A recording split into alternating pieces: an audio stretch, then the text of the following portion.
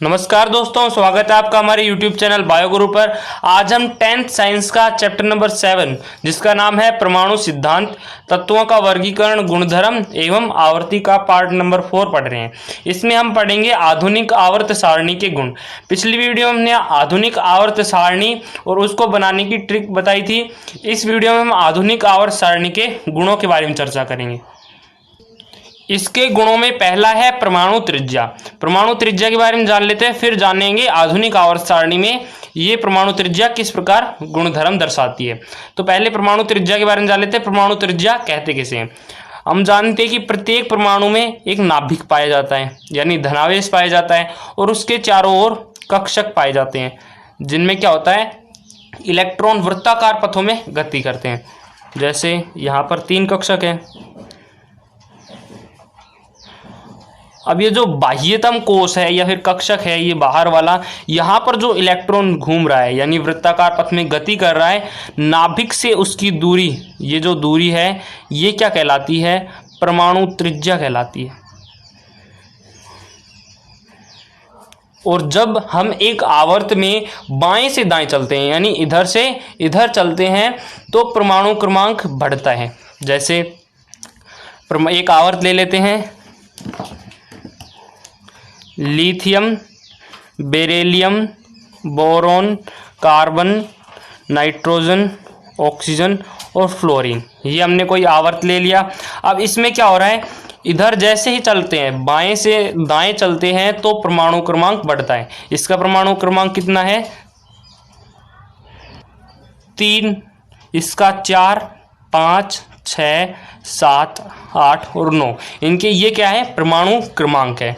और अब परमाणु क्रमांक जैसे जैसे बढ़ेंगे यानी उनमें क्या होगा, नाभिक भी बढ़ेगा। यानी जो लिथियम का अगर हम परमाणु की बात करें तो उसमें नाभिक में जो धनावेश होगा वो कितना होगा? 3 होगा। बेरिलियम में 4, बोरोन में 5। इसी प्रकार जितने परमाणु क्रमांक है उतने ही इलेक्ट्रॉन होंगे और उतने ही प्रोटॉन होंगे। जैसे इसमें उतने ही प्रोटॉन है, ये कोई लिथियम का मान लेते हैं। इसमें लिथियम में जो 3 तो धनावेश होंगे और 3 इलेक्ट्रॉन होंगे, जबकि इनके जो बाह्यतम कोश हैं यानी कोषों की संख्या है वो समान रहेगी। कोषों की संख्या समान क्यों रहेगी? जैसे ये धनावेश है, अब इसमें 1 लेते हैं, इसमें जो पहला इलेक्ट्रॉन होता है, जो पहला कक्षक होता है, उसमें कितने इलेक्ट्रॉन भरे जाते हैं? इलेक्ट्रॉन भरने का सूत्र है 2n², यानी पहले जो कोश है उसमें कितना इलेक्ट्रॉन भरा जाएगा? 2 इलेक्ट्रॉन भरे जाएंगे। यहाँ पर 2 इलेक्ट्रॉन भरे गए। अब जो तीसरा इलेक्ट्रॉन है वो कहाँ जाएगा? बाहर जाएगा, अगले कोश में।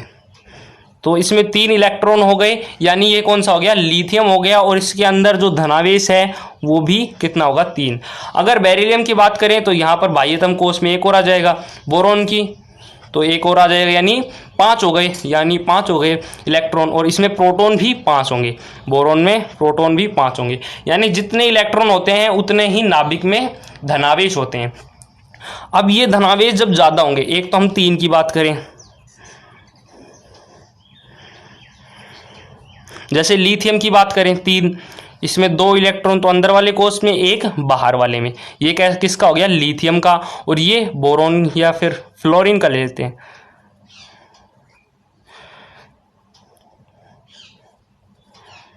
ये हो गया फ्लोरीन का। अब इसमें हम देखें तो जो कोशों की संख्या है इसमें भी 2 है और इसमें भी 2 है, यानी जो लिथियम है इसमें धनावेश कितना है? 3 धनावेश है। अब ये 3 धनावेश इसको अपनी ओर अट्रैक्ट कर रहा है, खींच रहा है।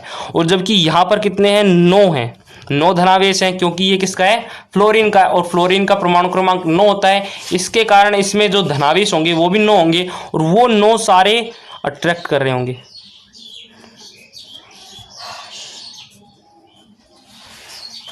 यानी ये ज़्यादा बल से बाह्यतम कोश को खींचेगा, तो इसका परमाणु आकार जो है वो इसकी तुलना में छोटा हो जाएगा। छोटा क्यों हो जाएगा?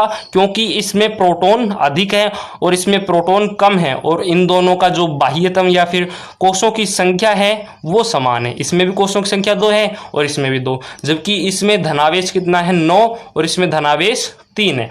इसके कारण ये कम बल से खींचेगा और ये ज़्यादा बल से खींचेगा। तो इसका परमाणु क्रमांक या फिर परमाणु आकार, परमाणु आकार कम होगा, लिथियम की तुलना में कम होगा। यही कारण होता है कि परमाणु त्रिज्या एक आवर्त में हम बाएं से दाएं चलते हैं, यानी बाएं से दाएं चलते हैं तो परमाणु त्रिज्या घटती है। इसका कारण जो मध्य में जो केंद्र में नाभिकीय आवेश उपस्थित होता है उसका आकर्षण बल के कारण ये जो आकार परमाणु त्रिज्या होती है उसके कारण छोटी होती है। तो ये तो हो गया आवर्त के बारे में, यानी आवर्त में इधर छोटा होगा, परमाणु त्रिज्या इधर छोटी होगी और इधर बड़ी होगी। जैसे जैसे बाएं से दाएं चलेंगे तो परमाणु त्रिज्या छोटी होगी, जैसे जैसे बाएं से दाएं चलेंगे तो परमाणु त्रिज्या छोटी होगी। अब बात कर लेते हैं वर्ग के बारे में, यानी जो ऊर्ध्वाधर स्तंभ होते हैं आवर्त सारणी में उसमें। जैसे लिथियम का ही जो पहला है उसे ले लेते हैं, हमारे लिए ना करो रब से फरियाद। अब वर्ग में भी बात कर लेते हैं कि वर्ग में परमाणु त्रिज्या कैसे होती है। अब ये कोई वर्ग है, इसमें जो लिथियम है हमने पढ़ा है, लिथियम में क्या होता है, 3 धनावेश होते हैं और 2 कोष होते हैं जिनमें 3 इलेक्ट्रॉन होते हैं, यानी इसमें 2 क्या हैं, कोष हैं और 3 इलेक्ट्रॉन हैं और 3 ही धनावेश हैं। जबकि हम नीचे वाले बात करें या फिर इससे ऊपर वाले भी बात कर लेते हैं। Na कितना होता है, यानी Na का परमाणु क्रमांक होता है 11, तो इसमें 11 ही क्या होंगे, धनावेश होंगे, 11 धनावेश होंगे और 11 जो इलेक्ट्रॉन हैं उनको भरने के लिए कितने कोष होंगे, पहला कोष, इसमें कितने भर जाते हैं, 2 भरे जाते हैं। अगले कोष में जो सेकंड नंबर कोष है उसके अगर इसके हिसाब से निकालें तो 2 × 2 तो ये आगे 8, यानी इसमें कितने भरे जाएंगे, 8 भरे जाएंगे। अब टोटल इसमें कितने हो गए, अभी तक हो गए 2 ये और 8 ये, यानी 10 हो गए। और इसमें 1 इलेक्ट्रॉन और है, 1 इलेक्ट्रॉन कहाँ जाएगा, अगले कोष में, यानी इसमें कितने हो गए, 3 कोष हो गए। इसी प्रकार जो K है उसमें 4 कोष हो जाएंगे, RB है इसमें 5 कोष, CS है इसमें 6 कोष और FR में 7 कोष हो जाएंगे। यानी जैसे जैसे हम वर्ग में ऊपर से नीचे आते हैं तो कोषों की संख्या में वृद्धि होती है, और कोषों की संख्या में वृद्धि होगी तो सीधी सी बात है कि इनका परमाणु आकार बढ़ेगा।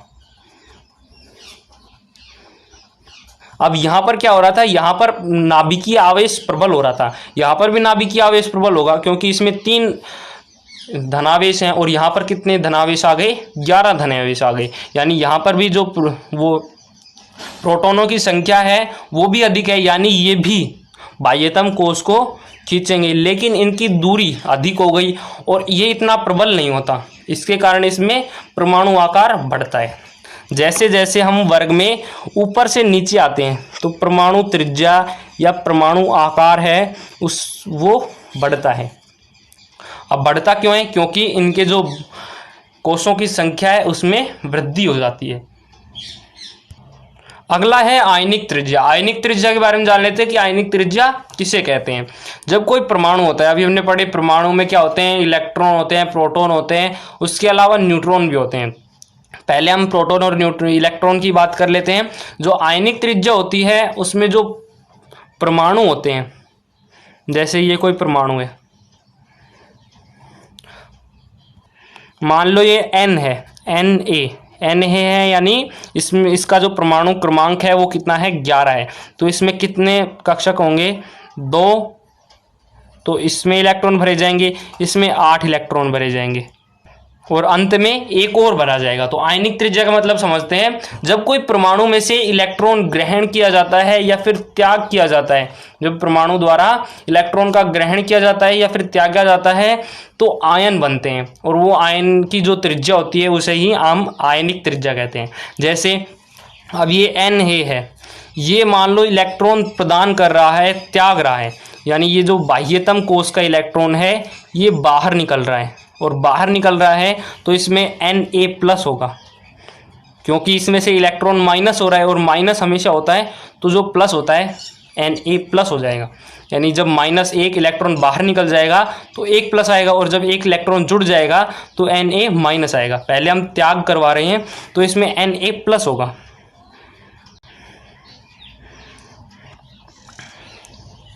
अब इसमें Na+ क्यों है, क्योंकि इसमें जो प्रोटॉन है वो तो 11 है, प्रोटॉन 11 हैं, क्योंकि कोई भी परमाणु होता है, उदासीन परमाणु होता है, उसमें प्रोटॉन और इलेक्ट्रॉन बराबर संख्या में होते हैं। यहाँ पर बराबर संख्या में 11 ही धनावेश हैं और 11 ही ऋणावेश हैं, यानी 11 - 11 = 0। तो यहाँ पर ये जो परमाणु है ये उदासीन है।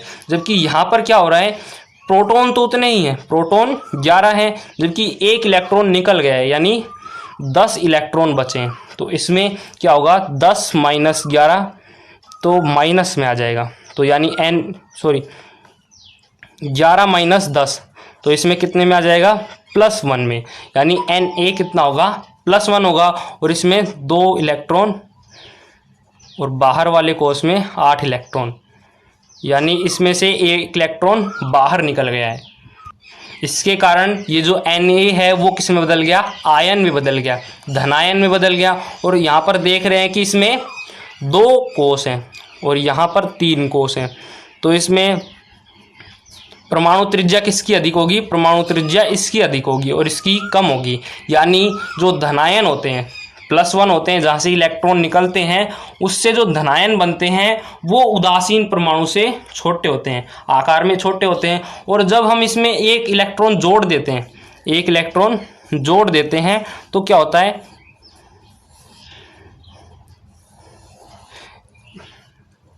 अंदर वाले और बीच वाले में तो वही का वही रहेगा जो इलेक्ट्रॉन है। और जो बाह्यतम कोष है, इसमें क्या होगा, एक इलेक्ट्रॉन पहले से है और एक इलेक्ट्रॉन और जोड़ दिया, यानी इसमें प्रोटॉन कितने हैं, 11 प्रोटॉन हैं और इलेक्ट्रॉन कितने हो गए, 12 इलेक्ट्रॉन हो गए। यानी इसमें क्या हो रहा है, जो 11 प्रोटॉन हैं वो 12 इलेक्ट्रॉन को अपनी ओर आकर्षित कर रहे हैं, जबकि यहाँ पर क्या हो रहा था, 11 इलेक्ट्रॉन 11 प्रोटॉन की द्वारा आकर्षित हो रहे थे और यहाँ पर ज़्यादा इलेक्ट्रॉन हो गए और प्रोटॉन कम हो गए। यानी इसमें आकर्षण उसकी तुलना में कम हो जाएगा, जिससे इसके में क्या होगा, आकार बढ़ेगा। और ये कैसा होगा, हमेशा माइनस में होगा। यानी इसमें क्या हो रहा है, 11 प्रोटॉन हैं और 12 इलेक्ट्रॉन हैं, तो यानी यहाँ पर आ गया -1। तो ये जो आयन कहलाएगा, ये क्या कहलाएगा, Na-, यानी ये कैसा हो गया, ऋणायन, और ये कैसा हो गया, धनायन। तो इसमें क्या हो गया कि जो भी परमाणु है वो या तो इलेक्ट्रॉन का त्याग करता है या फिर इलेक्ट्रॉन अपने अंदर ग्रहण करता है, तो उससे आयन बनते हैं। त्यागता है जब धनायन बनते हैं और जब ग्रहण करता है जब ऋणायन बनते हैं। इसके कारण जो आयन बने हैं, इनकी जो त्रिज्या होती है, ये जो त्रिज्या होती है, इन्हें ही हम कहते हैं आयनिक त्रिज्या। इसके साथ ही आपको ये भी बात याद रखनी है कि जो धनायन बनते हैं उसका आकार हमेशा उदासीन से छोटा होता है। उदासीन से छोटा क्यों होता है, क्योंकि उसमें इलेक्ट्रॉन की कमी होती है और प्रोटॉन उतने ही होते हैं, इसके कारण उसका आकार छोटा हो जाता है।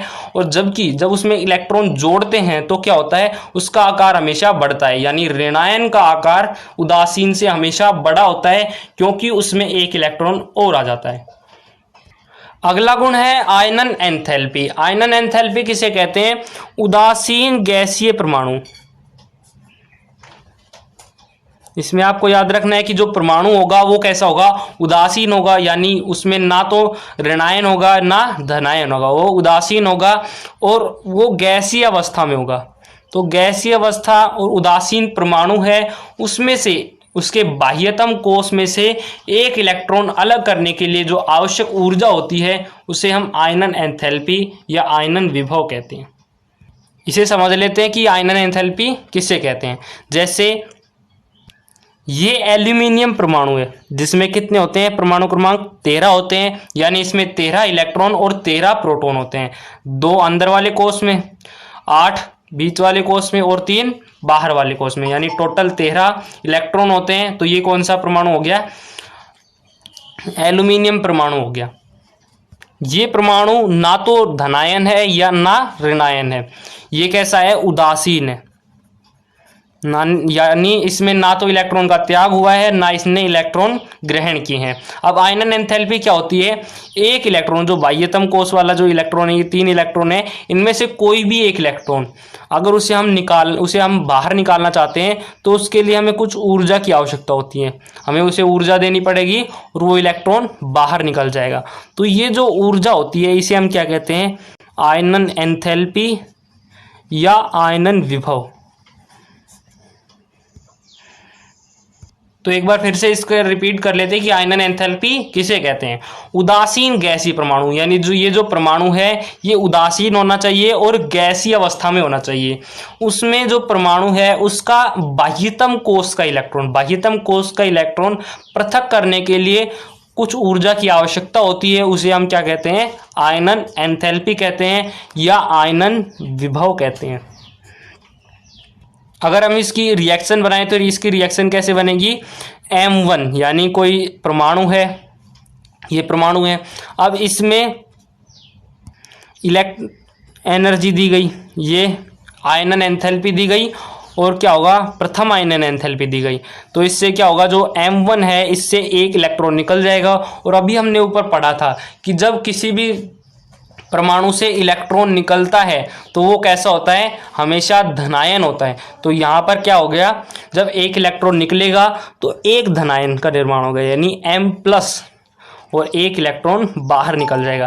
तो ये जो E1 है यानी एनर्जी 1 है, इसे हम क्या कहते हैं, आयनन एंथैल्पी कहते हैं या फिर आयनन विभव कहते हैं।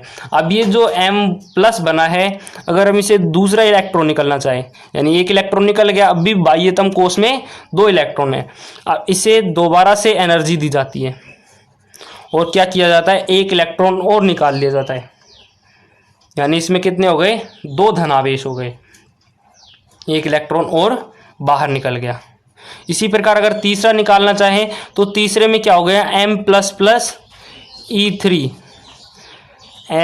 तो 3 धनायन का निर्माण होगा। 2 तो पहले से एक इलेक्ट्रॉन और निकल गया, यानी 3 धनावेश बन गए और एक इलेक्ट्रॉन बाहर निकल गया। इसमें जो प्रथम आयनन एंथैल्पी, दूसरी आयनन एंथैल्पी और तीसरी आयनन एंथैल्पी है, ये तीनों अलग अलग होंगे। ये अलग अलग कैसे होंगे, क्योंकि जब इसमें Al एल्यूमिनियम धातु है, एल्यूमिनियम परमाणु है, इसमें कितने इलेक्ट्रॉन है, 13 इलेक्ट्रॉन है और 13 ही धनावेश हैं, यानी 13 धनावेश 13 इलेक्ट्रॉन के प्रति आकर्षण रखते हैं। और जब पहली बार निकाला जाता है तो उसमें कितना होगा, 13 धनायन जो है वो 13 ऋणायन को आकर्षित रखेंगे और उसमें से एक इलेक्ट्रॉन निकाल लिया, तो उसमें जो भी आयनन एंथैल्पी होगी या आयनन विभव होगा वो दूसरी आयनन एंथैल्पी के समान नहीं होगा। दूसरी आयनन एंथैल्पी के समान क्यों नहीं होगा, क्योंकि इसमें एक प्लस आ गया, अब इसमें से प्लस आ गया यानी ये इलेक्ट्रॉन बाहर निकल गया, तो इसमें टोटल इलेक्ट्रॉन कितने बचे, 12 इलेक्ट्रॉन बचे और 13 प्रोटॉन बचे, यानी इस धनायन में 13 प्रोटॉन है और 12 इलेक्ट्रॉन है, यानी इसमें आकर्षण बढ़ गया। तो इसमें जो आयनन विभव होगा वो E1 से अधिक होगा। और जो तीसरा धनावेश है, यानी इसमें लास्ट में जो आयनन विभव बचेगा, आयनन एंथैल्पी होगी, उसमें 13 धनावेश 11 इलेक्ट्रॉन को आकर्षित रखेंगे, यानी उसमें और भी अधिक आकर्षण होगा। तो यानी जो आयनन एंथैल्पी या आयनन विभव है वो और भी अधिक होगा। तो इसमें जो प्रथम आयनन एंथैल्पी, द्वितीय आयनन एंथैल्पी और तृतीय आयनन एंथैल्पी है उसका क्रम क्या होगा, E1 smaller than E2 smaller than E3।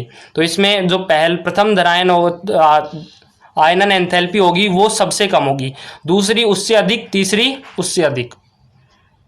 आयनन enthalpy की आवर्तिता की बात करें तो आयनन एंथैल्पी में आवर्तिता किस प्रकार होती है, पहले हम आवर्त के बारे में जान लेते हैं, यानी जो क्षैतिज पंक्ति होती है उसमें जान लेते हैं। अभी हमने पढ़ा था कि क्षैतिज पंक्ति में जैसे हम बाएं से दाएं चलते हैं तो परमाणु आकार घटता है, परमाणु आकार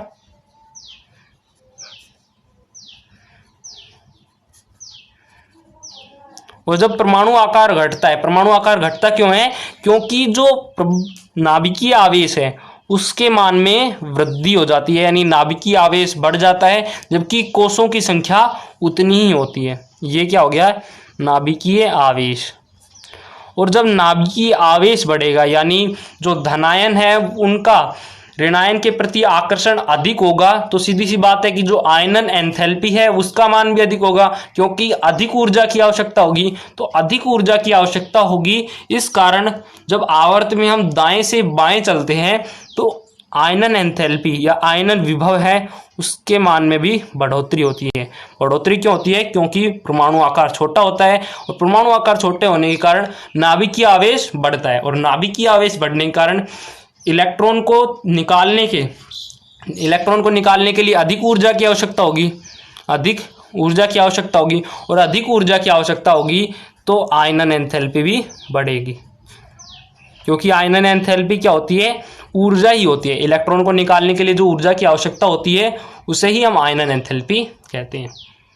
जबकि वर्ग में क्या होता है? ऊपर से जैसे नीचे आते हैं, जैसे ऊपर से नीचे आए तो उसमें क्या होगा? परमाणु आकार कैसा होगा? बढ़ेगा। परमाणु आकार बढ़ेगा क्यों? क्योंकि उसमें नाभिकीय आवेश में कमी होगी, नाभिकीय आवेश कम हो जाएगा। नाभिकीय आवेश में कमी होने के कारण क्या होगा? परमाणु आकार बढ़ेगा। परमाणु आकार बढ़ने के साथ साथ इसमें क्या होगा? कोषों की संख्या में वृद्धि होगी,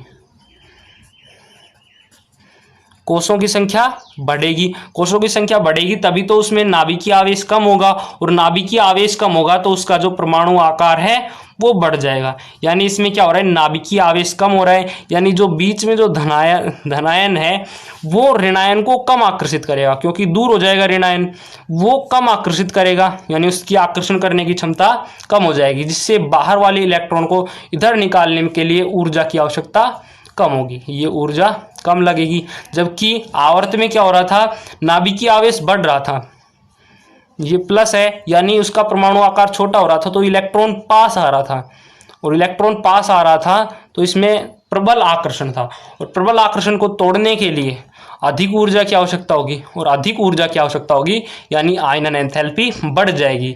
जबकि वर्ग में क्या होता है? इलेक्ट्रॉन नाभिक से दूर होता है। इलेक्ट्रॉन नाभिक से दूर क्यों होता है? क्योंकि उसका परमाणु आकार बढ़ जाता है, और परमाणु आकार बढ़ जाएगा तो इलेक्ट्रॉन बाह्यतम कोष में प्रोटॉन से दूर होगा, और प्रोटॉन से दूर होगा तो उसमें आकर्षण कम लगेगा, और कम आकर्षण के कारण अधिक ऊर्जा नहीं लगेगी, यानी कम ऊर्जा में ही इलेक्ट्रॉन बाहर हो जाएगा। तो इसमें वर्ग में आवर्तिता क्या होगी? जैसे जैसे हम ऊपर से नीचे चलते हैं तो क्या होगा? जो आयनन एंथैल्पी है उसका मान कम होगा। उसका मान कम क्यों होगा? क्योंकि परमाणु आकार बढ़ेगा, यानी इलेक्ट्रॉन नाभिक से दूर जाएगा और ऊर्जा की कम आवश्यकता पड़ेगी, जिससे आयनन एंथैल्पी घट जाएगी।